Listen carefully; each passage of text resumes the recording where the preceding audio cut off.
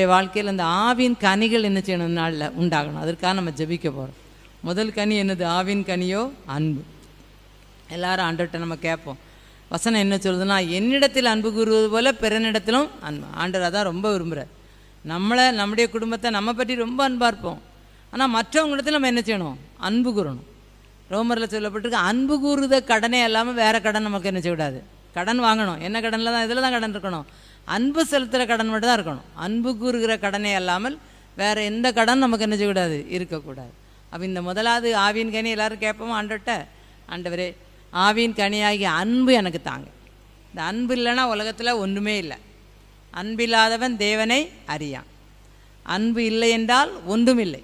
அன்புக்கே ஒரு நிருபத்தில் ஒரு அதிகாரம் முழுவதுமாக பவுல் எழுதி வைத்திருக்காரு அன்புக்கு பற்றியே. அன்பு சகலத்தையும் தாங்கும், சகலத்தையும் சகிக்கும், சகலத்தையும்